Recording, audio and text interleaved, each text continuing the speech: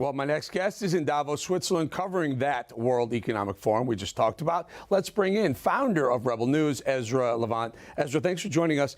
Before we get to you, I want to show the video that you put online. I thought it was fascinating. Your first encounter with the police in Davos. Roll it, control, please. How are you today? Hello? How are you? No good. No good? Why not? Oh, it's no good. Why is it no good? Filmen is nicht gut. But it's a free country, right? That's correct. Yeah. Thanks very much. All the best. Bye. Bye-bye. Thank you. Thank you. Thank you.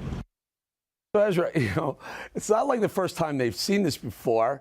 And we've seen videos of them stopping and blocking journalists before. What was your experience? What do you think you did? I don't know. They didn't pull your passports. They seemed okay with you this time. What was going through your mind? We were pulled over again today, and this time they did ask for our passports. But when we said, look, we're journalists, we're not breaking the law, and we do know the law. We actually have a lawyer we retained in Switzerland just to make sure we knew what we were doing.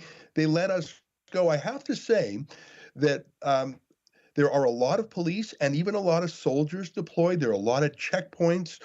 But I'm not sure if the police are thrilled to be acting as sort of a private security detail for Klaus Schwab and his band of supervillains. In fact, we've spoken to quite a number of police, and they're all sort of reluctant to be on this assignment. They want to keep the peace for sure. They're for law and order, that's for sure. But they certainly don't feel ideological or political. In fact, most police say, please don't show my face. I'm just doing my job. I have to say, all the police so far have respected civil liberties more than even in my home country of Canada, where Justin Trudeau weaponized police against peaceful protesters and journalists during the trucker convoy. So I don't like the World Economic Forum much, but I'm not going to hang that around the neck of the police, who so far have been pretty fair, I think. Yeah, and I remember last year, remember they stopped Veritas, remember the Veritas media, they locked them down, they held them, eventually let them go. Seems a little bit more user-friendly. You said something interesting, the Klaus Schwab and his band of evildoers, or whatever, we agree with you, 100 million%. Is there any difference this year of the Davos, the WEF 23 versus any other WEF in the past? What are their goals?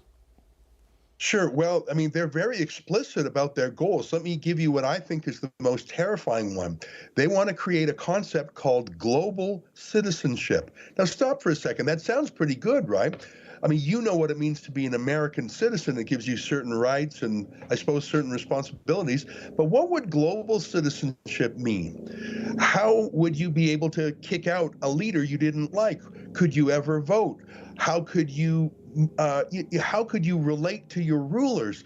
By creating concepts like global citizenship, what they really want to do is change you from a citizen to a subject, to maybe just a consumer, and maybe eventually a kind of slave.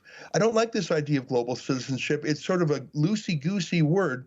And surprise, guess who the boss is? Yeah. Well, it's Klaus Schwab and his group of plutocrats who were not elected and can't be unelected. I looked at the board of directors. You have people like Al Gore.